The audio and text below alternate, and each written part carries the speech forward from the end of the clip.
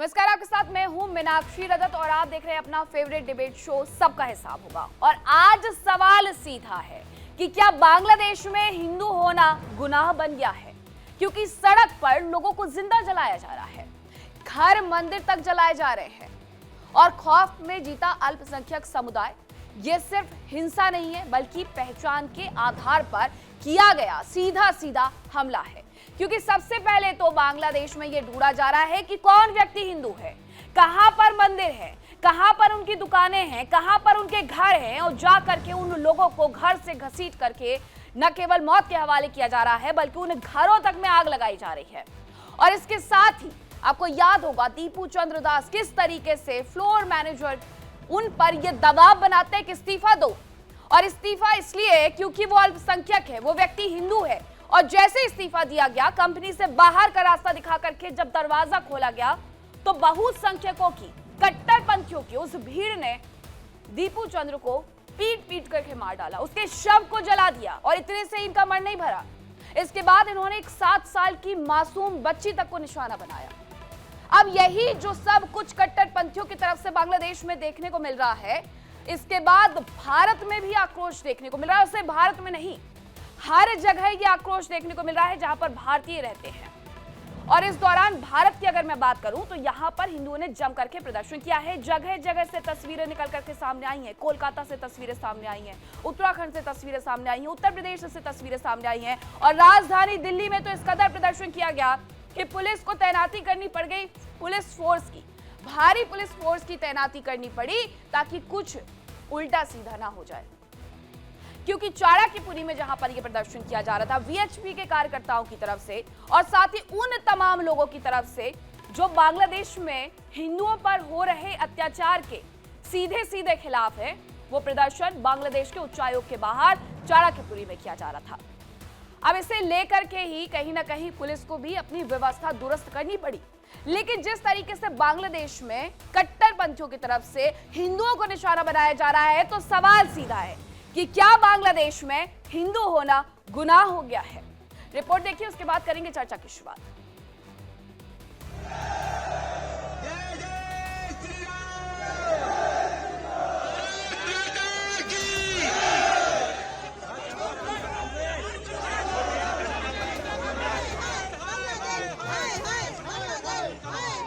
इसको जलाया है, कल बांग्लादेश में चलाना पड़ेगा ना, तो जला देंगे। भारत सरकार से सिर्फ 2 डिमांड्स है।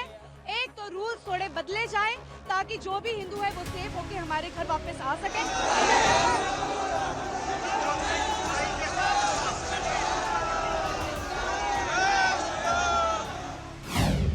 बांग्लादेश में हिंदुओं पर जुल्म, कब तक बहेगा खून?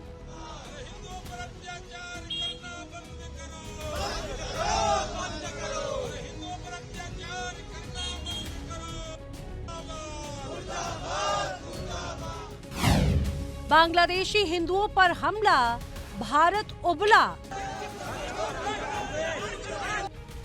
बाबा बागेश्वर की चेतावनी, एकजुट होगा सनातनी।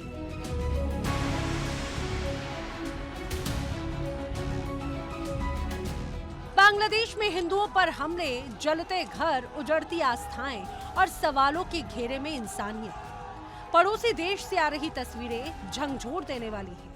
हिंदुओं को सिर्फ उनकी पहचान के कारण निशाना बनाया जा रहा है। एक बार फिर अल्पसंख्यक हिंदू समुदाय डर के साए में जीने को मजबूर है। एक हिंदू को सरेआम जिंदा जलाया गया, सिर्फ इसीलिए क्योंकि उसकी पहचान हिंदू थी। इन घटनाओं ने न सिर्फ बांग्लादेश बल्कि पूरे भारत को झंझोर कर रख दिया। मुंबई से लेकर दिल्ली, कोलकाता, भोपाल तक सड़कों पर गुस्सा फूट पड़ा। हाथों में तख्तियां, जुबान पर एक ही सवाल, क्या अल्पसंख्यकों की जान की कोई कीमत नहीं? प्रदर्शनकारियों ने भारत सरकार से मांग की कि बांग्लादेश सरकार पर दबाव बनाया जाए, हिंदुओं की सुरक्षा सुनिश्चित कराई जाए और दोषियों के खिलाफ सख्त कार्रवाई हो। बांग्लादेश में हिंदुओं के खिलाफ हिंसा को लेकर पूरे देश में आक्रोश है। वहीं मुंबई के मंच से बाबा बागेश्वर ऐलान कर रहे हैं कि अपने बच्चों को कारोबार दो या मत दो, लेकिन संस्कार जरूर दो। हमारी एक ही इच्छा है, हिंदू एकजुट हों।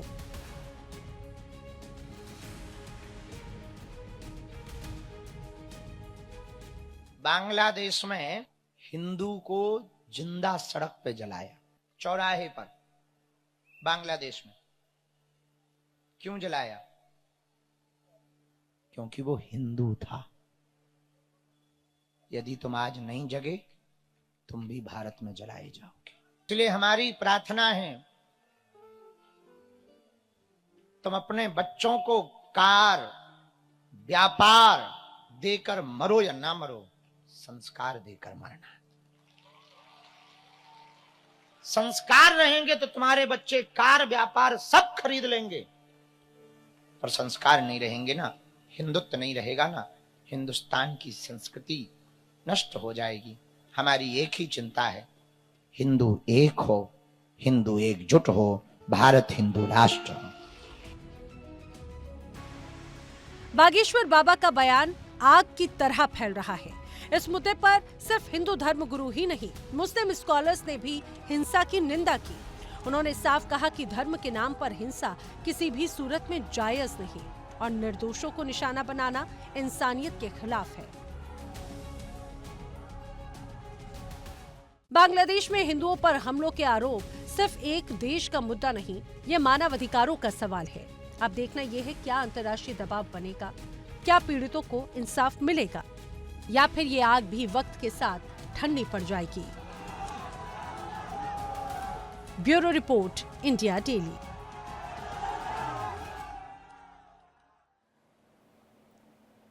तो आज की बहस का सबसे बड़ा सवाल क्या है, पहले वो जान लीजिए, उसके बाद करते हैं चर्चा। सवाल ये है कि दुनिया भर में हिंदुओं के खिलाफ आखिरकार साजिश किसकी तरफ से रची जा रही है। कौन कौन से मेहमान हमारे साथ जुड़ रहे हैं, सीधे आपका तारुफ करवाती हूँ। हमारे साथ आचार्य अरुण कृष्ण हिंदू धर्मगुरु जुड़ गए हैं, महंत रामदूत दास हिंदू धर्मगुरु हैं, वो भी हमारे साथ मौजूद हैं, मौलाना नदीमुद्दीन अध्यक्ष AAUC के, वो भी हमारे साथ मौजूद हैं, हाजी नाजिम खान प्रवक्ता पीस पार्टी के हमारे साथ जुड़ गए हैं, रमीज रजा मुस्लिम स्कॉलर है, वो भी हमारे साथ मौजूद है। सबसे पहले आपका सवाल आचार्य अरुण कृष्ण मेरा आप ही से है, क्योंकि जो कुछ भी हो रहा है बांग्लादेश में, जो हिंसा हो रही है उसके साथ कोई नहीं खड़ा हुआ है, हर कोई उसका विरोध कर रहा है, लेकिन पंडित धीरेन्द्र कृष्ण शास्त्री की तरफ से जो बयान दिया गया है, उनका जो बयान था, एक लाइन में मैं बता देती हूँ, उनका बयान ये था कि अगर हम भारत में एकजुट नहीं हुए तो यहाँ पर भी ऐसा ही होगा। इस बयान की आवश्यकता आचार्य अरुण कृष्ण क्यों पड़ी यहाँ पर? क्योंकि हिंदुओं की अगर मैं बात करूं तो बहुसंख्यक है हिंदू, तो ऐसे में एकजुट होने की बात आचार्य अरुण कृष्ण भारत में क्यों करना है? सर्वप्रथम हम जिस दीपचंद्र की हत्या की बात कर रहे हैं, वो हत्या पहली हत्या नहीं है। बांग्लादेश में 20% 1971 में 20% हिंदू थे, और क्योंकि हिंदू प्राकृतिक रूप से बड़े सबको साथ रह के समाहित करके चलने वाले होते हैं, अपनी पूजा पाठ अपने जीवन में व्यस्त रहते हैं, उनके अंदर इतनी मक्कारी नहीं होती कि दिन भर सोचे कि कैसे काफिरों को मारना है, कैसे किसी दूसरी विचारधारा को मारना है। ये सब, इस सब गंदगी से दूर हिंदू धर्म है। तो इसी भ्रम में कि सब हमारे भाई हैं करते करते आज हिंदू केवल वहां केवल मात्र 7% हिंदू बचे हैं, 20% थे। ये तो मीडिया है इसलिए आपको पता चल रहा है, अन्यथा अंदर खाने हिंदू रोज काटे जा रहे हैं, चाहे पाकिस्तान हो जहां पर भी मुसलमान ज्यादा है। अफगानिस्तान देख लो, अफगानिस्तान में सिखों का आखिरी जत्था सर पे गुरु ग्रंथ साहब लेके वापस आया। पाकिस्तान में 23% हिंदू थे, काट के खत्म कर दिए कि मात्र 1% बचे हैं। यहां पर भी ये चल रहा है, इसी को ही जिहाद कहते हैं। आपको एक बात और जोड़ूंगा इसमें, आपने एक फिल्म देखी होगी पद्मावती। पद्मावती में आपने सुना होगा कि 12,000 रानियों ने जौहर किया। इसका मतलब है कि उन्होंने एक अग्निकुंड बनाया और ये निर्णय लिया कि हम अग्नि में जल के समाप्त हो जाएंगे, लेकिन मुसलमानों के हाथ नहीं आएंगे। आप कभी सोचते होंगे कि उन्होंने अग्नि क्यों चुना, जबकि मृत्यु का सबसे कष्टदायक तरीका है वो। उन्होंने अग्नि इसलिए चुना, जैसे बंगाल में बांग्लादेश में अग्नि चुनी गई मारने के लिए दीपू चंद को, उन्होंने अग्नि इसलिए चुनी उन 12,000 रानियों ने कि मुसलमान कहीं उनके मरे शरीर के साथ बलात्कार ना करें, जो आज पाकिस्तान में आज भी होता है, आज ही पाकिस्तान में होता है। मुसलमान बच्चों के साथ, उनकी मरी मुर्दे के साथ बलात्कार करते हैं। तो ये जो घटना हुई है अभी बांग्लादेश के अंदर, ये आप सोचिए कि ये कोई बांग्लादेश का हिंदू नहीं है, वो हिंदू है केवल। यहां के जो मुसलमान दो चार हम भर्त्सना करते हैं, हम, ये सब नाटक है, ये सब नाटक है। कुरान 3.151 स्पष्ट शब्दों में कहती है, cast the terror into the heart of काफिर। काफिर की यानी कि नॉन बिलीवर के हृदय में क्या भर दो? भय भर दो। ये भय ही है, उसको मारा, उसको अधमरे पे आग लगा के जलाया, जब वो जल के नीचे गिर गया तो उसको डंडे से पीटा जा रहा है। ये जितने भी राक्षस हैं, ये राक्षसों की आप घृणा देखो हिंदुओं से। और ये एक और बात बताऊं, उस दीपचंद के घर की महिलाओं के साथ बलात्कार भी किया गया है, ये आपको रिपोर्ट में पता नहीं है। नहीं, ऐसी कोई रिपोर्ट नहीं बच्चियों बताई के, गई है। और ये क्योंकि सारी लड़कियां, उनके जो भाई आपको- हैं वो भी सामने आए, उन्होंने बताया कि किस तरीके से उनके भाई को फैक्ट्री से खींचा गया। हालांकि उन्हें फोन आया था कि दीपू को लेकर के जा रहे हैं पुलिस स्टेशन, लेकिन पुलिस स्टेशन ले जाते उसके पहले ही जब वो वहां पर पहुंचे तो उन्हें उनका जला हुआ शरीर प्राप्त होता है। अब मौलाना नदीमुद्दीन का मैं रुक कर लेती हूँ। हाँ, एक बात और बताता हूँ, ठीक है। जितने भी उसके मित्र थे, साथी दीपचंद के, जो मुसलमान थे, उन्होंने ही साथ में उसको जलवाया है। वही उसको ले गए बड़े प्यार से दोस्त बना के, और जाके अपने बाकी जिहादियों राक्षसों के साथ मिलके उसको जला के मार दिया। बिल्कुल, जो इसीलिए हम घटना खुले घटी कहने से है, कहते हैं कि बिल्कुल जो मुसलमान बांग्लादेश कभी में भी- घटना घटी है और वहां पर हिंदुओं के ऊपर, अल्पसंख्यकों के ऊपर जो अत्याचार किया जा रहा है, उसके साथ कोई भी नहीं खड़ा हुआ है और ना ही ऐसे व्यक्तियों के साथ किसी को खड़ा होना चाहिए। 2024 5 अगस्त से जो तस्वीरें निकल करके सामने आई थी कि किस तरीके से वहां पर अल्पसंख्यकों को न केवल मारा गया, उनको मारने के बाद उनकी खाल उतार करके उनके शरीर को चौराहों पर लटका दिया गया था। और स्थिति अभी भी मौलाना नदीमुद्दीन वहां पर सुधरी नहीं है। जो हालात हैं वो बद से बदतर होते जा रहे हैं, लेकिन सिर्फ और सिर्फ अल्पसंख्यकों को निशाना बनाना बिना किसी गलती के, ये कोई विचारधारा में कैसे हो सकता है? देखिए, बांग्लादेश के हिंदुओं पर जो अत्याचार हो रहा है, 140 करोड़ देश का नागरिक बांग्लादेशी अत्याचार जिन हिंदुओं पर हो रहा, हम उनके साथ खड़े हैं, सरकार भी हमारी खड़ी है। देखिए, मैं कहता हूं कि इस पर कड़ी कार्रवाई सरकार को करने की जरूरत है। इस्लाम के नाम पर जो गैर इस्लामी हरकतें हो रही हैं, उन पर, उनकी तो हम कड़ी निंदा करते हैं। अगर मेरी बात बांग्लादेश के मुसलमानों तक या इस्लामी स्कॉलर तक पहुंचती है तो मैं उनको बताना चाहता हूं कि तुमसे बड़ा शैतान कोई नहीं और तुमसे बड़ा हरामखोर कोई नहीं है कि तुम इस्लाम के नाम पर अगर कोई ऐसी हरकत करते हो तो इसकी जितनी भी निंदा की जाए वो कम है। देखिए, भारत की फौजों ने 3000 से ज्यादा लोग बलिदान हो गए बांग्लादेश को आजाद कराने में। लाखों औरतों की असमत रेजी की गई पाकिस्तानी फौजियों के द्वारा बांग्लादेशी महिलाओं की। ये बांग्लादेश हरामखोर लफंगे सुअर ये क्या भूल अरे गए ठीक है कि मौलाना पाकिस्तानियों ने नदीमुद्दीन, मैं उनको- आपका गुस्सा समझती हूँ, लेकिन हम एक बात गुस्सा भी एक लिमिट में रह करके करते हैं और वही हमारी संस्कृति है मौलाना, और वो हर जगह लागू होती है। देखिए, ये डिबेट शो है, मैंने पहले भी कहा है कि शब्दों का थोड़ा मर्यादा बना करके रखें। मुझे भी बहुत गुस्सा आता है जब मैं इस तरीके की तस्वीरें देखती हूँ। अगर मैं इस तरीके की तस्वीरें राफा बॉर्डर पर देख करके दुखी हो सकती हूँ, तो बांग्लादेश और पाकिस्तान में देख करके बिल्कुल दुखी हो सकती हूँ, लेकिन हमारी एक भाषा है, हमें उसमें मर्यादा में रहना होगा। नहीं, मर्यादा में हम नहीं रहेंगे। हमारी महिलाओं की, हिंदू महिलाओं की असमत रेजी की जा रही और हम कंट्रोल में रहेंगे, नहीं रहेंगे। नहीं मैं रहना कहता हूं चाहिए, सरकार- बिल्कुल। आपने देखिए यहाँ से सुनिए, साफ तौर पर मौलाना नदीमुद्दीन संदेश दिया है कि अगर वो लोग आपको सुन रहे हैं तो उन्हें समझना चाहिए किसी भी धर्म में ऐसा नहीं लिखा हुआ है और ना ही ऐसा होना चाहिए। और अगर किसी धर्म में ऐसा लिखा हुआ है तो ऐसे धर्म के बारे में भी अब मौलानाओं को और साथ ही पंडितों को बाहर आकर के ये कहने की जरूरत है, क्रिश्चियंस को ये बाहर आकर के कहने की जरूरत है, यहूदियों को ये बाहर आकर के कहने की जरूरत है कि वो उसका बायकॉट करते हैं। हर इंसान को जीने का अधिकार है और वो ईश्वर ने दिया है, उसके अलावा उससे कोई छीन नहीं सकता है। महंत रामदूत दास जी, अब पश्चिम बंगाल की अगर मैं बात करूं तो पश्चिम बंगाल में जब पहले ये बांग्लादेश शामिल रहता था, जिसे पूर्वी पाकिस्तान का हिस्सा कहा गया, पूर्वी बांग्लादेश उसे कहा जाता था, अब वो बांग्लादेश बन चुका है। उसे पहले पूर्वी पश्चिम बंगाल कहते थे, माफ कीजिएगा, लेकिन अब उसे हम बांग्लादेश कहते हैं। लेकिन जो स्थिति है वहां पर हिंदुओं की, वो 1946 में भी उसी वक्त में वैसी थी। फिर उसके बाद जब आजाद हुए और उन्होंने पाकिस्तान बना लिया, तब भी वो पूर्वी पाकिस्तान बना तब भी स्थिति ऐसी ही थी, फिर बांग्लादेश जब बना तब भी स्थिति ऐसी ही थी। तो स्थिति दिन प्रतिदिन सिर्फ और सिर्फ खराब हुई है, कोई सुधार नहीं आया। फिर वहां पर सिर्फ और सिर्फ जो निशाना बनाया गया वो अल्पसंख्यकों को बनाया गया, हिंदुओं को बनाया गया। तो ऐसे में इसीलिए सवाल पूछे जाते हैं कि ये किस विचारधारा को आगे लेकर के जाना चाहते हैं यहाँ के लोग। देखिए मीनाक्षी जी, काफी समय से एक स्लोगन सुनते आए हैं, मजहब नहीं सिखाता आपस में बैर रखना। बड़ा अच्छा लगता था जब सुनते थे, लेकिन मैंने जब ये वास्तविकता देखी कि पाकिस्तान में हिंदू 1% पे आ गया है, बांग्लादेश में हिंदू अल्पसंख्यक हो गया है, या जहां जहां ऐसा कुछ हो रहा है, तो एक विचारणीय मुद्दा बनता है। अभी मौलाना साहब के तेवर बहुत हाई थे। अच्छा है अगर उन्हें लगा, ऐसा महसूस हुआ, काश ऐसा सबको महसूस हो मानवता के प्रति। लेकिन बांग्लादेश की बात तो तब हुई जब ये घटनाक्रम हुआ, जब कश्मीर में ये घटनाक्रम हुआ तब कोई नहीं बोला, जब संभल में जिंदा जलाया गया लोगों को तब कोई नहीं बोला। मुझे एक चीज समझ में नहीं आती। देखिए आज की वास्तविकता ये है कि हिंदू मुस्लिम अगर एकता की बात करें तो ये बहुत बड़ा दोगलापन होगा। ये संभव ही नहीं हो सकता, दो विचारधाराओं का मिलन।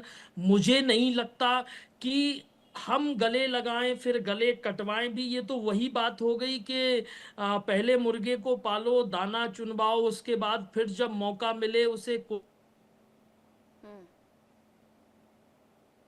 ठीक है, मैं रामदूत दास जी के फ्रेम चला गया, उनसे फिर से हम बातचीत करने की कोशिश करेंगे। हाजी नासिम खान जी, जो कुछ भी बांग्लादेश में हो रहा है, मुझे पता है कि यहाँ पर बैठा हुआ कोई भी व्यक्ति उसका समर्थन नहीं करता है, लेकिन जो बयान आया है बाबा बागेश्वर ने साफ तौर पर चेतावनी दी है कि अगर यहाँ एकत्रित नहीं हुए तो यहाँ पर भी यही हाल बनेंगे। आपको लगता है पुरानी चीजों को देखते हुए, इतिहास को देखते हुए, कि यहाँ पर भी ऐसी स्थिति हो सकती है भारत में? हाँ मीनाक्षी जी, मेरी आवाज आप तक आ रही है? जी जी। हाँ मीनाक्षी जी, देखिए बांग्लादेश के अंदर जो हो रहा है इस वक्त वो बड़ा दुखदाई है, और वहां की जो फुटेज आ रही है ये मन को बड़ा विचलित करती हैं। और ऐसी घटनाओं को देखकर मन में एक रोष पैदा होता है कि यह आखिर बांग्लादेश में चल क्या रहा है। देखिए पीस पार्टी कड़े शब्दों में मजम्मत करती है ऐसी घटनाओं की, और भारत सरकार से मांग करती है कि जिस तरीके से पाकिस्तान के आतंकी पहलगांव में आए थे, इंसान की शक्ल में हैवान थे, उन्होंने हमारे 26 भारतीयों की हत्या करी थी, लेकिन वहां पर हिंदू भाइयों को बचाने के लिए इंसान की शक्ल में मुसलमान थे। तो वहां पर देखिए कितना अच्छा माहौल बना, मुसलमान भाई हिंदू भाइयों के सामने खड़े होकर कहने लगे कि हमको गोली मारो मगर हिंदू भाई को सेव करो। तो वही हम ये कहना चाहते कि आज वही सर्जिकल स्ट्राइक की सख्त जरूरत है बांग्लादेश में। जिस तरीके से हमारी सोफिया कुरैशी और व्योमिका सिंह ने पाकिस्तान को घुटने पे टिका दिया, आज हमें से याद आती है कि अपने सोफिया कुरैशी बहन व्योमिका सिंह ने, और इस तरीके से याद आते हैं, हम चाहते हैं कि बांग्लादेश में भी उसी तरीके से सर्जिकल स्ट्राइक हो ताकि हमारे अल्पसंख्यक भाई, हिंदू भाई वहां पर सुरक्षित हो। देखिए अल्पसंख्यक चाहे पाकिस्तान में हो, अफगानिस्तान में हो या बांग्लादेश में हो, यहाँ पे हर तरफ से सुरक्षित होना चाहिए, और यहाँ के सरकारों की अपनी नैतिक जिम्मेदारी है अल्पसंख्यक को सुरक्षा प्रदान देने की। जिस तरीके से भारत के अंदर अल्पसंख्यक को सुरक्षा देने की जिम्मेदारी भारत सरकार की है, उसी तरीके से हर देश के नैतिक जिम्मेदारी बनती है अपने देश के अंदर अल्पसंख्यकों को सुरक्षा देने की। लेकिन जिस तरह की घटना यहाँ पर मीनाक्षी जी घट रही है, तो हमारे खून के अंदर इतना उबाल है कि हम अपने इस खून के उबाल को बता नहीं सकते, लेकिन वो खून का घोट पीकर हम लोग पी जाते हैं, क्योंकि हमें लगता है कि अब भारत सरकार कोई नया कदम उठाएगी ताकि इनको सबक सिखा सके। तो देखिए बांग्लादेश के जो मौलाना है, और खास तौर पर मैं यूनिस सरकार जो है उनको कहता हूं कि यूनिस सरकार बात को रखना चाहिए। देखिए आपको याद होगा कि यूनिस जब सरकार में आए तो सीधे मंदिर जाते हैं माथा टेकने के लिए, और ये भरोसा दिलाने के लिए कि वो हिंदुओं के साथ खड़े हुए हैं। लेकिन वहां जो कट्टरपंथी घटनाएं हो रही हैं, उसके बाद जो तस्वीरें सामने आ रही हैं, वो बिल्कुल नहीं बताता कि यूनिस सरकार वहां के हिंदुओं के साथ या फिर अल्पसंख्यकों के साथ खड़ी हुई है। वो साफ तौर पर ये दिखाते हैं कि वो किस तरीके से कट्टरपंथियों की उस भीड़ को और ज्यादा आगे बढ़ने में मदद कर रहे हैं। रमीज रजा जी, बांग्लादेश के लोगों का साथ तो कोई नहीं देगा इस वक्त, देना भी नहीं चाहिए, लेकिन ये जो बार बार घटनाएं होती हैं, अगर हम प्रतिशत की बात करें कि जब भारत से पाकिस्तान अलग हुआ तब बांग्लादेश नहीं बना था, 1971 में बना, लेकिन तब की जो आबादी थी वो हिंदुओं की 20 से 22% हुआ करती थी। उसके बाद जब बंटवारा हो गया 1971 में, तो अब जो वर्तमान में स्थिति बनी हुई है वो ये हो गई है कि 8% मुसलमान सिर्फ 8% हिंदू सिर्फ बांग्लादेश में रह गए हैं और 1 से 2% जो हिंदू हैं वो पाकिस्तान में रह गए हैं। तो बार बार एक ही पैटर्न देखने को मिलता है कि कुछ ही लोगों को निशाना बनाया जाता है। तो रमीज रजा जी, ऐसा तो कहीं लिखा नहीं है ना कि सिर्फ आपको एक ही समुदाय के लोगों को निशाना बनाना है या फिर उन्हें नुकसान पहुंचाना है, ऐसा कहाँ होता है? गुड इवनिंग मैम, सभी को सलाम। और मैं सिर्फ 2 मिनट लूंगा और मैं कोशिश करूंगा कि आप मेरी पूरी बात सुनेंगे। सबसे पहले तो जो बांग्लादेश में हुआ, जो हमारे भाई दीपू जी और वो 7 साल की बच्ची का जो जिक्र किया, मैं उसके पूरे हिंदुस्तानियों की तरफ से और पूरे दुनिया भर के मुसलमानों की तरफ से इसकी मजम्मत करता हूँ कि जो भी हुआ वो इंसानियत के लिए बिल्कुल एकदम शर्मसार है। और मैं ये मानता हूँ कि दुनिया में सिर्फ हिंदू मुसलमान ही नहीं, हिंदू हो, मुसलमान हो, सिख हो, ईसाई हो, बुद्धिस्ट हो, जैन हो या यहूदी हो, कोई भी हो, किसी का भी खून नहीं बहना चाहिए। मैं सबके खिलाफ हूँ मैम। मैं तो ये कहता हूँ बांग्लादेश में जो बेकसूर मुसलमान मारे गए वो भी गलत मारे गए मैम, उनका क्या कसूर था? वो रोज के खाने रोज के कमाने वाले हैं। तो इस कट्टरपंथ और ये जो सोच है, जो मानसिकता है, जो खून जो चाहती है, जो हर रोज खून बहना चाहिए, उनका शिकार हुए हैं वो। किसका क्या कसूर है? लेकिन मैडम मैं एक आंकड़ा पेश करूंगा। आजादी के बाद से हम लोग ये देख रहे हैं और सुन रहे हैं कि कभी मोहन भागवत जी, कभी हिंदू महासभा के लोग, कभी बीजेपी के लोग ये कहते हैं कि भारत में जो 80 करोड़ की आबादी है, मतलब मेजोरिटी, वो खतरे में है। तो वो खुद दूसरे को मौका देते हैं कि भारत में हिंदू जो है वो खतरे में, मेजोरिटी में है, मुसलमान खतरे में है, बांग्लादेश में मुसलमान है वो मेजोरिटी में, वो खतरे में। वो क्यों नहीं मानते कि किसी भी देश में जो माइनॉरिटी है वो खतरे में होती है? मैडम आप पाकिस्तान में चले जाइए, हाफिज सईद कह रहे हैं यहाँ का मुसलमान खतरे में। भारत में आ जाइए, देवेंद्र शास्त्री कह रहे हैं कि हिंदू खतरे में। बांग्लादेश में चले जाइए, यूनुस सरकार कह रही है। नहीं रमीज रजा जी, आप 2 मिनट पूरा लीजिएगा, मैं आपका वक्त नहीं खाने वाली हूँ, बिल्कुल बेफिक्र हो जाइए। मैं सिर्फ आपसे सवाल पूछ रही हूँ कि आपने बता दिया कि आरएसएस के जो हेड हैं वो क्या कहते हैं, पंडित धीरेन्द्र कृष्ण शास्त्री क्या कहते हैं। मैं आपसे पूछती हूँ कि क्या भारत में मुसलमान सच में खतरे में है? मैं आपसे पूछती हूँ फिर ये। नहीं मैम, देखिए मैं फैक्ट पर बात करूंगा, आप मुझे बताइए 2002 में मुसलमानों के साथ गुजरात के अंदर क्या हुआ, 2013 में उत्तर प्रदेश के अंदर क्या हुआ, और कहीं मत जाइए 2015 में लेटेस्ट देख लिए। मजहब देखते तो मारा दादरी में मोहम्मद अखलाक को, तबरेज अंसारी को क्या देखकर मारा था? आप मुझे बताइए, पूरी लिस्ट है मैम। यादव को आप मुंह पे पेशाब कर रहे हैं, आदिवासी के मुंह पे पेशाब कर रहे हैं, दलित को घोड़ी पे चढ़ने, ये सब मैडम क्या है? ये आप आइडेंटिफाई तो करते हैं कि ये कहाँ की घटना है? ये आदिवासी वाली कहाँ की घटना है रमीज रजा जी? जी ये रमीज मध्य प्रदेश में। अरे मध्य प्रदेश की कौन सी जगह की घटना है सर ये? मध्य प्रदेश, दादरी मोहम्मद अखलाक, तबरेज अंसारी, झारखंड। अरे रमीज रजा जी, मैं आपसे पूछ रही हूँ कि ये जो आप मध्य प्रदेश की घटना का जिक्र कर रहे हैं वो स्थान कौन सा है? अरे अक्सर आप मुझसे पूछेंगे दादरी में मोहम्मद अखलाक को कहाँ मारा? मैम मैं तो आपके रमीज रजा जी, इसलिए क्योंकि अधूरा ज्ञान ना दर्शकों के लिए अच्छा नहीं और आपके लिए भी नहीं। जिस जगह का आप जिक्र कर रहे हैं, सुनिए मेरी बात सुनिए रमीज रजा जी, मैं आपको बताती हूँ क्योंकि मैं वहां पे थी। 2024 की घटना है, जून की घटना है। जिस व्यक्ति का नाम ले रहे हैं आप, वो व्यक्ति शुक्ला था। आदिवासी व्यक्ति के साथ उसने इस तरीके की हरकत को अंजाम दिया था। उसके पूरे परिवार का इंटरव्यू मैंने किया था और उस घर को किस तरीके से मध्य प्रदेश की सरकार ने उखाड़ फेंका था वो मुझे बहुत अच्छे से पता है। तो रमीज रजा जी, गलत एग्जाम्पल नहीं।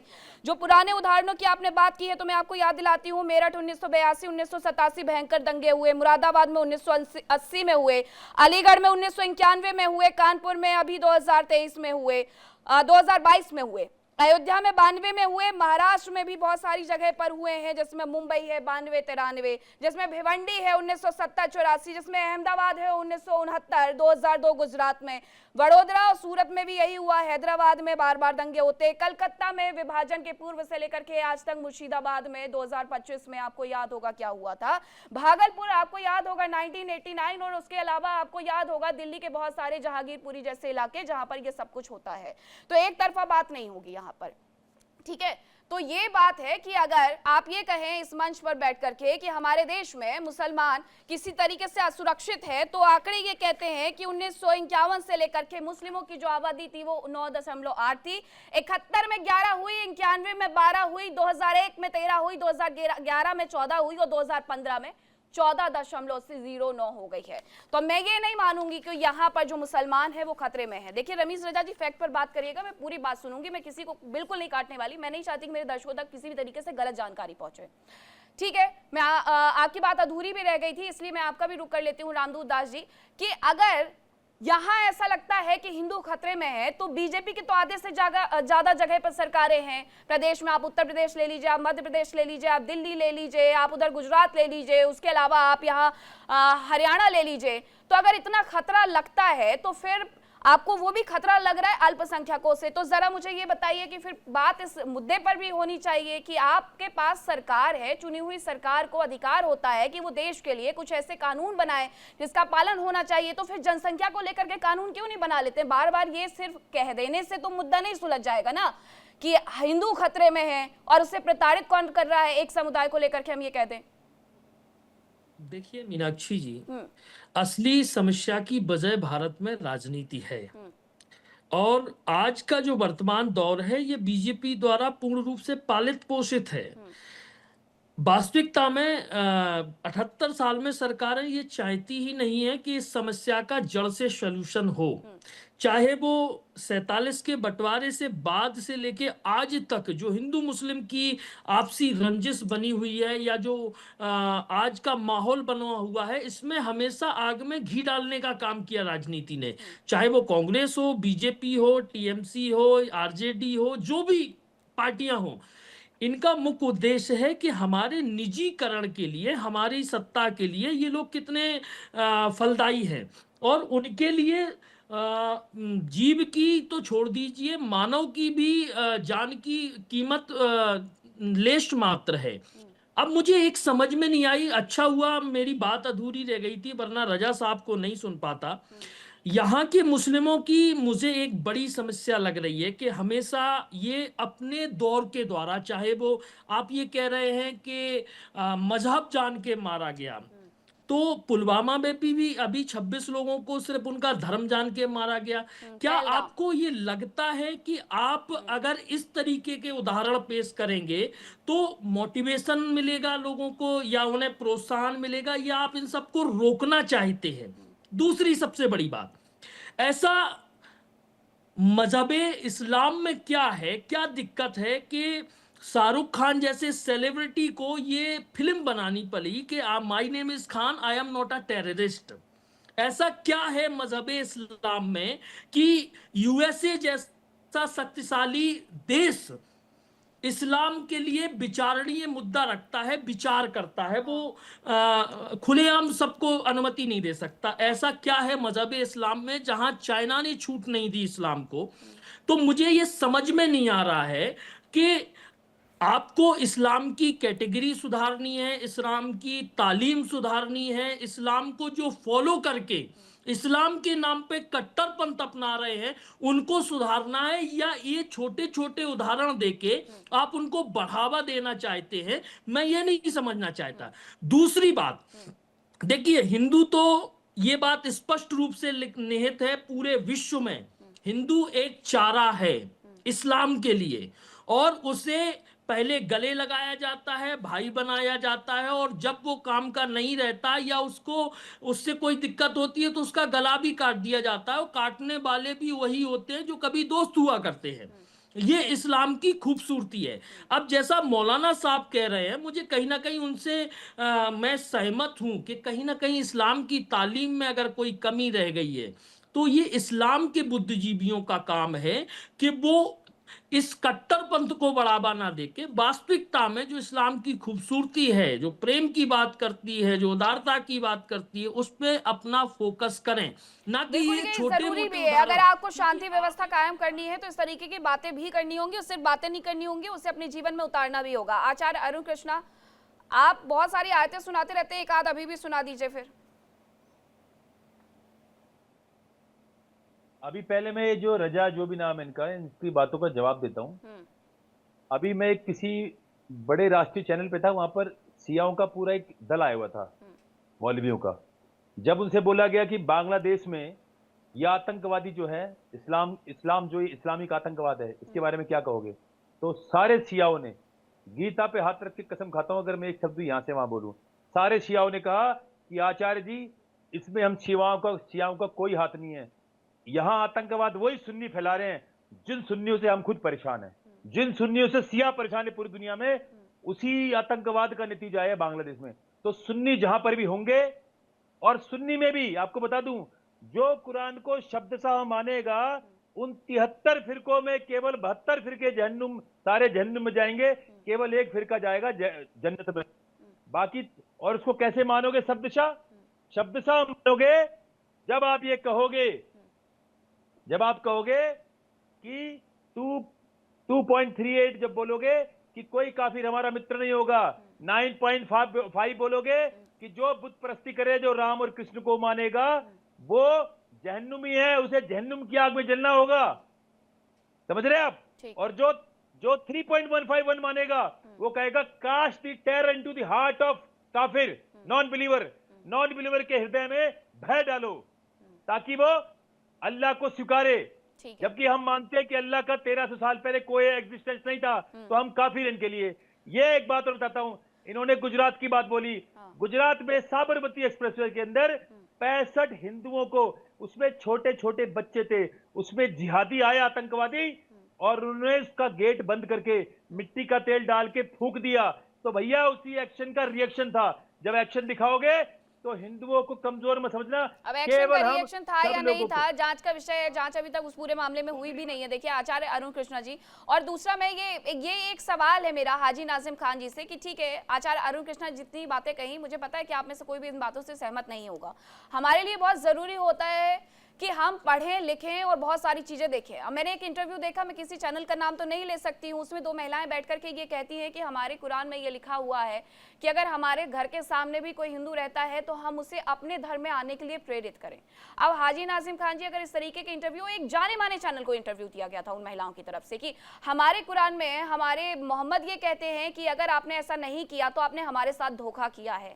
अब हाजी नाजिम खान जी, जब इस तरीके की विचारधाराएं समाज में रहती है ना, तो डर लगने लगता है फिर। हाँ मीनाक्षी जी, देखिए मुझे लगता है कि जिनका इंटरव्यू आपने सुना है, तो मुझे लगता है कि शायद उनको इल्म नहीं है, मजहब इस्लाम को अच्छी तरीके से जाना नहीं। मजहब इस्लाम को अगर अच्छी तरीके से जान लेते तो शायद इस तरीके की बातें नहीं करते। मजहब इस्लाम बड़ा शांति का मैसेज देता है, मजहब इस्लाम हमेशा जोड़ने की बात करता है, लेकिन यहाँ पर मजहब इस्लाम को किस तरीके से यहाँ बदनाम करने की कोशिश करी जाती है एक नैरेटिव द्वारा, ये सही नहीं है। और देखिए, अगर मेरे पास, सुन लीजिए मीनाक्षी जी, अगर हम लोगों के पास खाना है, हमारा पड़ोसी भाई भूखा है, तो हम चाहते हैं कि अपने हिस्से में से कुछ खाना उसको भी दे दे ताकि वो जीवित रहे। ये मजहब इस्लाम का वो है। लेकिन यहाँ पर सिर्फ और सिर्फ मजहब इस्लाम को किस तरीके से बदनाम करना, किस तरीके से मजहब इस्लाम के हाजी नाजिम खान जी, कौन लोग बदनाम करते हैं? हाजी नाजिम खान जी, कौन लोग बदनाम करते हैं?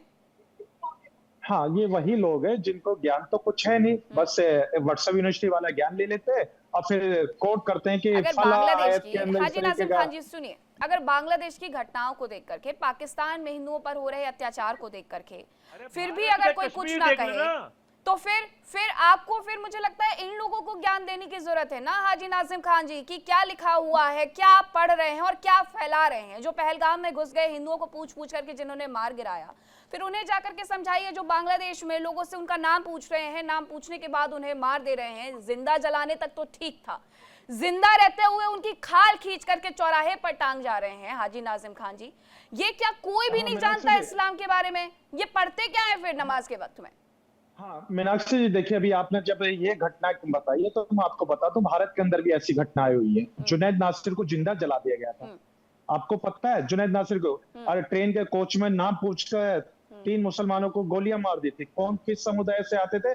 और रही बात यह कि पहलगाम की घटना का देखिए हम लोगों को बड़ा दुख है। वो डॉक्टर जो बम फाड़, पेट में बम बांध के फट गए, वो भी 5 वक्त के नमाजी थे, और वो फटने से पहले 5 वक्त नमाज पढ़ गए थे मस्जिद में। और कैसे पता आपको? वो जो नमक हराम डॉक्टर थे, नमक हराम गद्दार, अरे जो नमक हराम गद्दार डॉक्टर थे, वो भी 5 वक्त के नमाजी थे, और ओबामा भी 5 वक्त का नमाजी था, और जो हिंदुओं को मार रहे वो भी नमाजी हैं, और जो बंगाल में आतंकवाद कर रहे वो भी नमाजी हैं, जो औरंगजेब के नाजायज औलाद है वो भी नमाजी हैं, और जितने भी आतंकवादी दुनिया में हैं वो सारे, और आपको बता देता हूँ, दुनिया में जितने भी आतंकवादी वो 5 टाइम की नमाज पढ़ते हैं, क्योंकि अल्लाह कहता है बलात्कार करो, हत्या में करो, दर्द चालू हो जाता लेकिन है। नमाज इस तरह के पढ़ते रहो। गलत बस तर्क मत दीजिए। भैया नमाज मीनाक्षी पढ़ते जी रहो की और डिबेट बड़ी खूब अच्छी हत्याएं है, करो, सार्थक है, अच्छा बलात्कार मैसेज करो, जाना चाहिए। किसी को लेकिन मारो, अरुण जी आप और लोग खुद नहीं परस्त चाहते कि तो यहाँ पर मरने के सार्थक लिए ही डिबेट बने हो। भैया। ठीक है, लेकिन आचार्य जय वो आचार्य जय हो। आचार्य और हाजी नाजिम खान जी, अगर आप लोगों के सामने उदाहरण है उसके बाद भी आप चीजों को ना अपनाएं तो फिर देखिए कोई भी आपको फोर्सफुली तो ये नहीं कह सकता है कि नहीं आपको मानना ही पड़ेगा। जितने उदाहरण आप दे रहे हैं उसमें आप उदाहरण ये भी तो देखिए कि उन लोगों के साथ क्या हुआ है, क्यों ऐसा हुआ है, उसके पीछे की घटनाएं भी तो देखिए। हमेशा ये क्यों बताते हैं कि सिर्फ एक ही समुदाय पीड़ित है, क्या दूसरे समुदाय ने ये तमाम चीजें मौलाना नदीमुद्दीन नहीं झेली हैं? और बार बार इस बात का जिक्र होता है कि अगर बात बलात्कार की जाए, मैं कहती हूँ, और शिर्क की जाए तो फिर कौन सा गुनाह है? शिर्क गुनाह है, यही तो कहा जाता है मौलाना नदीमुद्दीन। तभी सवाल उठते हैं फिर। देखिए, अगर कहीं खामियां हैं, गलतियां हैं तो उसको दुरुस्त करने की जरूरत है। बिल्कुल। मगर आतंकवाद से इस्लाम को जोड़ा जाए तो पता है गल्फ में लाखों हिंदू जाकर के जीविका के लिए जा रहे हैं, क्या उन पे अत्याचार हो रहा है? इसी देश के लाखों लोग जाके दुबई में सेटल हो गए, क्या उन पे अत्याचार हो रहा है? मैं कहता हूं कि जब सिखों को 84 में कत्लेआम कर दिया गया, वो कौन लोग थे? गुजरात में मुस्लिम महिला का पेट चीर दिया गया, उसके बच्चे को मार दिया गया, वो कौन लोग थे? हजारों दंगे हुए, मुसलमानों को कत्लेआम कर दिया गया, वो कौन लोग थे? इसी देश के अंदर कपड़े उतार उतार करके पूछा गया, लिंचिंग की गई, कौन से देश है? देखिए, दोनों में बुरे लोग हैं। धर्म बुरा नहीं है, धर्म का मिसयूज बुरा है। इस्लाम के अंदर सबसे अमन की बात क्या है? अल्लाह के नबी सल्लल्लाहु अलैहि वसल्लम का इरशाद है, अल खल्क़ु रानुल्लाह, सारी मखलूक तुम्हारी फैमिली है, इंसान में भेदभाव मत करो। मैं कहता हूं मोदी जी से कि बांग्लादेश के 2 टुकड़े कर दो, जिस तरह से इंदिरा गांधी ने पाकिस्तान के टुकड़े किए, या फिर वहां के हिंदुओं को बुला करके लाओ। एक तरफ देखिए, वो तो अपने सबसे बुरे दौर से गुजर रहे हैं। मैं मानती हूँ कि बांग्लादेश जो है वो अपने सबसे बुरे दौर में है, क्योंकि जो लोग ये नहीं समझ पाए कि उन्हें जीवन दान, उन्हें संप्रभुता देने वाला देश कौन सा है, उसके खिलाफ, उनके हिंदुओं के खिलाफ मैं कहूंगी कि जो लोग जहर उगल रहे हैं तो वो अपने सबसे बुरे दौर में हैं। वो पाकिस्तान से अलग होना चाहते थे, पाकिस्तान के इशारों पर नाच रहे हैं। तो उनसे बड़ी कठपुतली कोई नहीं है, और आने वाले वक्त में उनके साथ क्या कुछ होने वाला है वो पाकिस्तान से उदाहरण देख करके अपने आप समझ सकते हैं। रमीज रजा जी, अब जैसा कि आप पहले भी कह रहे थे, क्योंकि वक्त हो जाता है, मुझे सारे मेहमानों को कवर करना पड़ता है, मैं एक ही के पास नहीं रह सकती हूँ, इसलिए आप अपनी बात को तो पूरा रखिएगा ही। जरा ये भी बता दीजिएगा कि आप जब वो जिक्र कर रहे थे तो आपको साबरमती क्यों नहीं याद आया, आपको जम्मू कश्मीर क्यों नहीं याद आया, आपको संभल क्यों नहीं याद आया, और आपको बहुत सारी ऐसी जगह क्यों नहीं याद आई हैं जो आपकी जबान पर भी होना चाहिए as a Muslim scholar? Madam, आप सुनते ही नहीं है, आपने तो मुझे टोक दिया। मैंने तो दलितों की भी बात की, यादवों की भी बात करी, आदिवासी की बात करी। मैंने इसीलिए पूरा ज्ञान दिया था ना रमीज रजा जी, मैंने आपको कहा भी था कि मैं आपको क्यों रोक रही हूँ, क्योंकि उन लोगों को जिनके खिलाफ सजा हो चुकी है उनकी बात को उठा करके भ्रम फैला करके क्या होगा, बताइए। बहुत अच्छा तर्क दिया मैम आपने। फिर आप ये वाली बात क्यों बोलते हैं कि आजादी के बाद से पाकिस्तान में इतने हिंदू थे, बांग्लादेश में 71 के बाद से इतने हिंदू थे, वो भी खत्म कीजिए, फिर 2025 की बात कीजिए आप। रमीज रजा जी, मुझे लगता है समझने में फिर से कंफ्यूजन हो गया है। मैं एक बार फिर से आपको बता देती हूँ, मध्य प्रदेश की जिस घटना का आप जिक्र कर रहे थे, नहीं आप ही बोलेंगे रमीज रजा जी, लेकिन क्लैरिटी होनी चाहिए कि आपके साथ सवाल क्या है। आपको बुलाया इसीलिए गया है, सर आप बोलें, आपको नहीं काट रही हूँ, फिर से कह दे रही हूँ। रमीज रजा जी, थोड़ा कंफ्यूजन हुआ है कि मध्य प्रदेश की जिस आदिवासी व्यक्ति की आप बात कर रहे थे, क्या उसके साथ न्याय नहीं हुआ है, और अगर उसके साथ न्याय हुआ है तो क्या आपने जो तर्क रखा है वो यहाँ पर न्याय संगत था? इसलिए मैंने आपको टोका था रमीज रजा जी। अब बात अगर आप परसेंटेज की करते हैं तो बात तो होगी रमीज रजा जी, उसमें आपको इतना गलत क्या लगा? अब मैडम मेरा तो तर्क सुन लीजिए मैम आप। जी आप बिल्कुल रखिए। मैं कह रहा हूं कि भारत के अंदर बीजेपी, हिंदू महासभा, आरएसएस ये कहती है कि भारत की जो मेजोरिटी यानी कि हिंदू 80% आबादी ये खतरे में है। तो मतलब उनकी ये मानसिकता है, वो ये मान के चलते हैं किसी भी देश में जो मेजोरिटी है वो खतरे में, तो यानी कि वो ये मान रहे हैं कि भारत में हिंदू खतरे में, पाकिस्तान में मुस्लिम खतरे में, बांग्लादेश में मुस्लिम खतरे में। तो अगर वो ये मानते हैं कि मेजोरिटी खतरे में तो फिर माइनॉरिटी की तो बात ही नहीं होनी चाहिए। और अगर ये मानते हैं कि माइनॉरिटी खतरे में तो फिर उनको ये बात को मतलब मान रहे हैं कि हाँ भारत में भी मुसलमानों के साथ बहुत गलत हो रहा है, बहुत भेदभाव हो रहा है, दलितों के साथ हो रहा है, यादवों के साथ हो रहा है। एक चीज। दूसरी चीज, अब मैं फैक्ट पर बात करता हूँ। अभी बात हुई पाकिस्तान में 1% हिंदू आबादी रह गई है, ठीक है, बिल्कुल ठीक है। अभी वहां पर पार्लियामेंट के एमपीज कितने? 6 एमपीज है, यानी कि आबादी से 2 गुने ज्यादा। बांग्लादेश में आबादी कितनी हिंदुओं की? 8%। वहां पर कितने एमपीज है? 14, यानी कि आबादी से आधे। अब आ जाते हैं भारत में, 545 में लोकसभा होती है, हमारे तो 4% है। 245 पे राज्यसभा होती है, हमारे तो 4% है। तो हमें तो बांग्लादेश के हिंदू और पाकिस्तान के हिंदुओं से भी दबा के रखा जा रहा है। हमारे पास तो कोई पाबंदी नहीं है। बात हो रही है पाकिस्तान के हिंदुओं की और बांग्लादेश के हिंदुओं की। अरे भारत के मुसलमान की कौन बात करेगा? फिर आपने बात करी भारत के मुसलमान की बात जो व्यक्ति करते हैं या जो लोग करते हैं, आप उनकी बातें वहां तक पहुंचने कहां देते हैं? आप लोगों ने जिस तरीके से अपने समुदाय का विकास नहीं होने दिया, उसके लिए आप ही जिम्मेदार हैं सर। या माइक उठा करके अगर मैं किसी दिल्ली की तरफ, ओल्ड दिल्ली तरफ निकल जाऊं ना, तो लोग बोलेंगे हम वंदे मातरम नहीं बोलेंगे, लोग कहेंगे हम जय श्री राम नहीं बोलेंगे, लोग कहेंगे हम फैक्ट्री में जा रहे हैं, लोग कहेंगे हम स्कूल नहीं जाएंगे। क्योंकि हमारे मदरसे में ये कहा गया है, देवबंद की किताबों में क्या लिखा हुआ है, क्या आप नहीं जानते जिहाद का मतलब क्या होता है और देवबंद जिहाद का मतलब क्या पढ़ाता है? किताबों को ऐसे सर से उठा करके लगाया जाता है, उन्हें किताबों तक में झूठ लिख दिया। आपने बात की ना दिल्ली की, तो मैं दिल्ली का आपको विस्फोट याद दिलाती हूँ। उस पूरे संबंध में भी एक श्रीनगर का व्यक्ति निकल करके सामने आता है जो कि मौलाना है। वो अपने हाथ से किस तरीके से तालीम देता है। अगर इतना ही आपको बढ़ाना है अपने समुदाय को, तो फिर उनके साथ खड़े होइए, उन्हें सच बताइए, उन्हें बहलाइए, फुसलाइए मत कि आपको देश की जनता और देश की आवाम और देश का प्रधानमंत्री आगे नहीं बढ़ने दे रहा है, जो इतनी योजनाएं बना करके आपके लिए लेकर के आता है। तो ये मत करिए। मुस्लिम स्कॉलर होने के नाते आपके बहुत सारे दायित्व बनते हैं, जैसे मेरे दायित्व बनते हैं कि मैं लोगों को सच पहुंचाऊं। और मैं लोगों को सच बार बार अपनी इस डिबेट में बताती हूं कि मुस्लिमों के लिए कौन कौन सी योजनाएं बनाई गई हैं। आप पहुंचने तो दीजिए। महंत रामदूत दास जी, आप बताइएगा कि यहाँ पर मुसलमानों को इतना बड़ा खतरा है, फिर भी खुलेआम घूम लेते हैं। लेकिन ये बांग्लादेश में और भारत में हो जाता है, लेकिन ये बांग्लादेश और पाकिस्तान में नहीं हो पाता। एक हिंदू निकल करके तो दिखाए, शव जला देंगे। हिंगलाज मंदिर जाकर के तो दिखाए, सीढ़ी नहीं चढ़ने देंगे। ये स्थिति है वहां पर। देखिए मीनाक्षी जी, 100 सज्जन लोगों में एक पागल सुरक्षित रह सकता है, लेकिन वो एक पागल की वजह से 100 लोग सुरक्षित नहीं रह सकते। ये उदाहरण है। रजा साहब ने बहुत सारी चीजें की और मुझे लगता है यहाँ जो तीनों मुस्लिम स्कॉलर बैठे हैं, मुझे नहीं लगता अब हिंदू मुस्लिमों पे कोई डिस्कस होने की आवश्यकता है, क्योंकि यहाँ लाइव रमीज रजा, देखिए मैंने आपसे चारों लोगों से सवाल पूछा, आपने किसी ने कुछ नहीं कहा हिंदू मुसलमान को लेकर के। आपने कहा कि बांग्लादेश में जो हुआ वो गलत हुआ, लेकिन रमीज रजा, बांग्लादेश में जो हुआ वो गलत हुआ और उसके बाद तुरंत आ जाते हैं कि आरएसएस ने क्या किया, उस वक्त पर क्या हुआ था। क्योंकि ये इतिहास भूल जाते हैं ना कि 1947 से लेकर के 2025 तक कहां पर चीजें हुई हैं। आप फैक्ट पर बात कीजिए, क्यों डरते हैं आप, क्यों भागते हैं? मैं तो फैक्ट पर बात कर रहा हूँ, कीजिए बात। आप किस फैक्ट की बात कर रहे हैं? अगर फैक्ट उठा के देख लिया जाए ना, तो आतंकवाद का धर्म अभी तक नहीं सुना है आपने, लेकिन मजहब एक ही होता है। आप किस फैक्ट की बात कर रहे हैं? 26/11 हमला हो, संसद हमला हो, सारे मुस्लिम क्यों होते हैं, सारे टोपी वाले क्यों होते हैं? किस फैक्ट पे बात कर रहे हैं आप? कौन सी प्रणाली में जी रहे हैं? कौन सी प्रणाली में जी रहे हैं? बम बांधो, विस्फोट करो, मानवता का खून करो, ये सब करने से कुछ हासिल होने वाला नहीं है रजा साहब, और डिफेंड करने से कुछ हासिल होने वाला नहीं है। आप समझिएगा, अगर इस्लाम की खूबसूरती को दिखाना है तो इस्लाम के अंदर की बुराइयों को स्वीकार करना सीखिए, स्वीकार करना सीखिए। इस गुस्ताखे रसूल की एक सजा नहीं होती है, सरतम से जुदा नहीं किया जाता है। भारत तेरे टुकड़े होंगे इंशाल्लाह, इंशाल्लाह, ये कोई इस्लाम का कोई स्लोगन नहीं बन सकता है। आप किस फैक्ट की बात कर रहे हैं?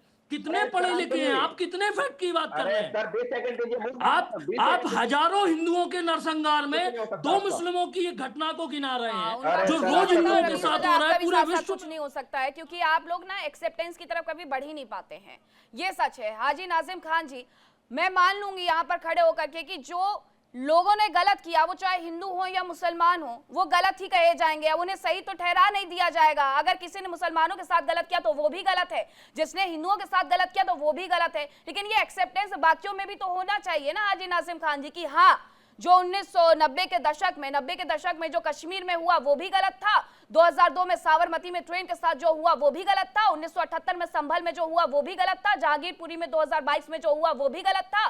तो ये भी तो स्वीकार करना होगा ना, सिर्फ एक ही तरफ कैसे झुकाव होगा? हाँ मीनाक्षी जी, आप इसमें 2 जिले और भूल गए। आप इसमें मुरादाबाद भी भूल गए। मुरादाबाद के अंदर भी नरसंहार हुआ था, और मेरठ में आप भूल गए, इसमें बहुत कुछ। हाँ, मैं वही कह रहा हूँ कि बहुत सारे ऐसे, लेकिन हर हिंसा का तो ये नहीं है कि पता चले हिंसा हो, उसका एक एक्शन या रिएक्शन हो, ऐसा नहीं होना चाहिए।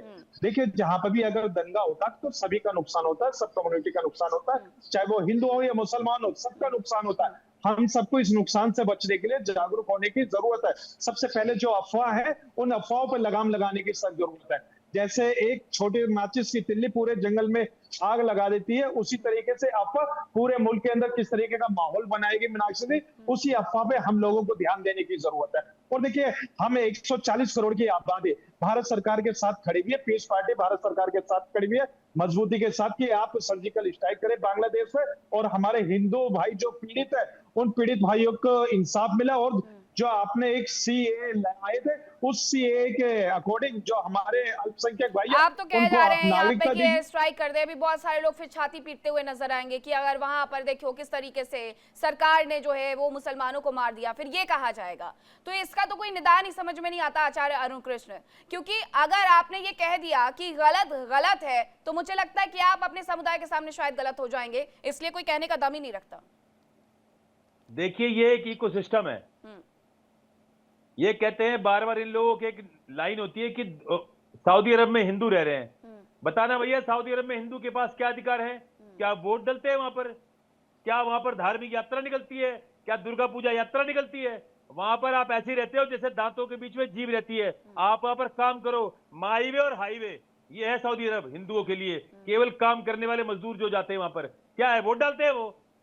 दूसरी बात देखिए, ये पूरी दुनिया को मुसलमानों ने 3 भागों बांटा हुआ है, दारुल इस्लाम, दारुल अमन और दारुल हरब। दारुल इस्लाम का मतलब है जहां पर इस्लाम कायम हो चुका है, काबिज हो चुका है। दारुल अमन जहां पर इनकी संख्या कम होगी, जैसे यहां पर है, तो ये ऐसी नौटंकी करेंगे, विक्टिम कार्ड खेलेंगे और कश्मीर में बोलेंगे। कश्मीर में 100 मस्जिदों से 100 कठमुल्लों ने 100 मस्जिदों से आवाज लगाई कि काफिरों कश्मीर खाली कर दो, लेकिन अपनी बहन बेटियां छोड़ जाना। गिरजा टिक्कू नाम की बच्ची के साथ 20 पागल राक्षस दानवों ने बलात्कार किया और उस बच्ची को नंगी करके आरी से चीर दिया। वो मुसलमान था, 5 वक्त के नमाजी थे वो। जो ठीक है, आपने पढ़ा है तो मुस्लिम स्कॉलर रमीज रजा ने भी पढ़ा होगा। मुस्लिम स्कॉलर रमीज रजा ही बताएंगे कि ऐसा हुआ था या नहीं हुआ था। मैडम ये यहाँ पर बात कर रहे हैं हिंदू मुसलमान, मैडम इनसे पूछिए कि आजाद हिंदुस्तान का पहला जो आतंकवादी हिंदू था, इसको बोलिए नाथूराम गोडसे को जानते हैं, वो कहाँ से पढ़कर आया था? अरे ये सारे जिहादी है, इनका काम है जिहाद करना भारत के मुसलमानों के लिए। भारत दारुल हरब है, इसका मतलब है जिहाद की जगह। इनके किताब ने इनको समझाया कि पूरी दुनिया में क्योंकि पॉपकॉर्न वाला शो तो मेरा चल नहीं रहा है, तो रमीज रजा को हटाइए पहले तो, ठीक है ना। इनको सुननी है और ना ही इनको कहना है, तो ये दोनों ही नहीं कर पाएंगे, इनको हटाइए। ये मूंगफली खाने वाला शो नहीं है, ठीक है।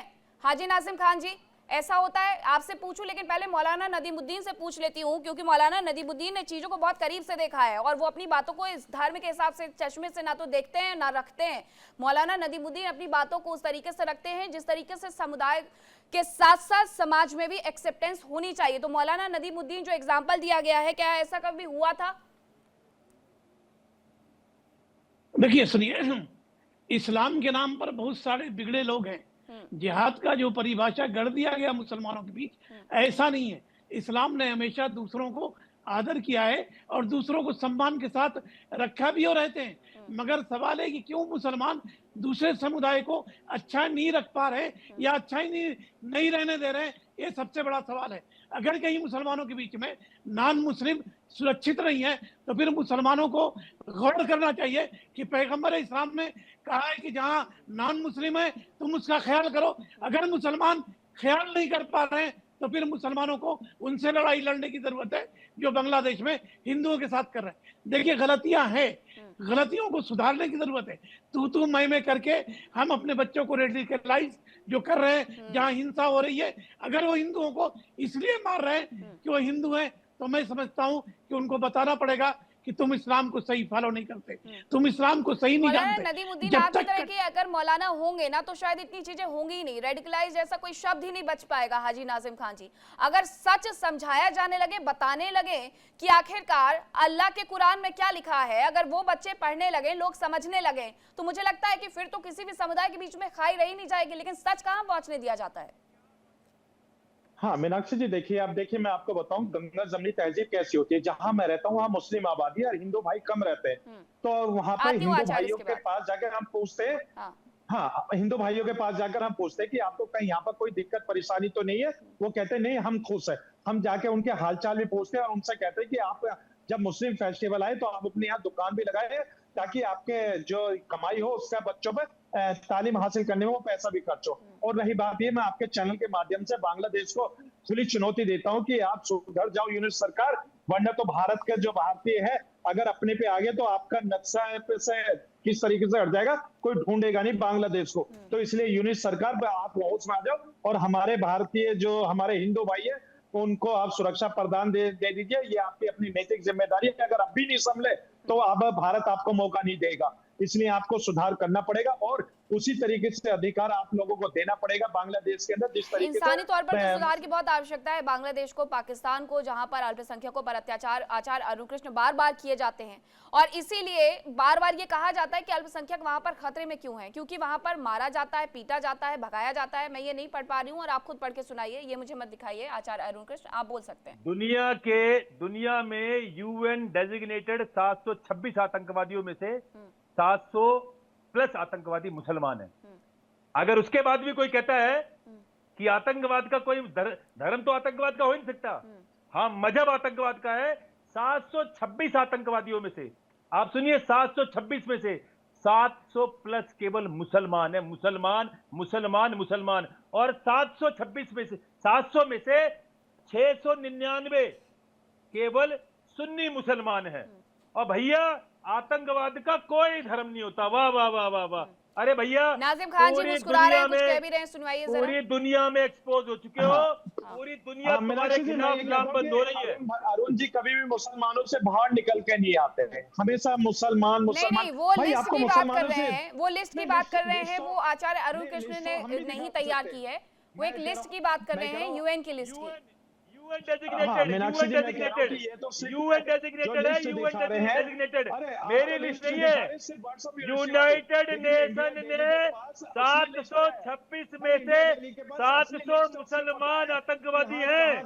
दुनिया के 726 आतंकवादियों में से 700 आतंकवादी मुसलमान हैं।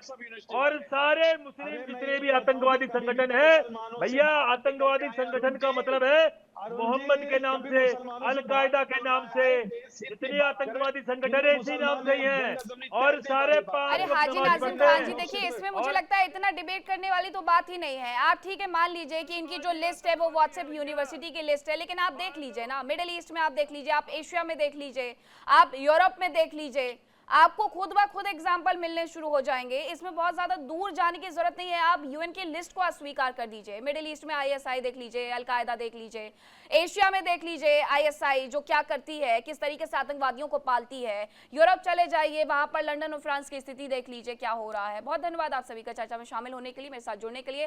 फिलहाल वक्त एक छोटे से ब्रेक का है, आप कहीं मत जाइएगा क्योंकि इंडिया डेली अब आपके स्मार्ट टीवी पर भी मौजूद है। इंडिया डेली 24/7 आप इन सभी प्लेटफॉर्म पर लाइव देखें।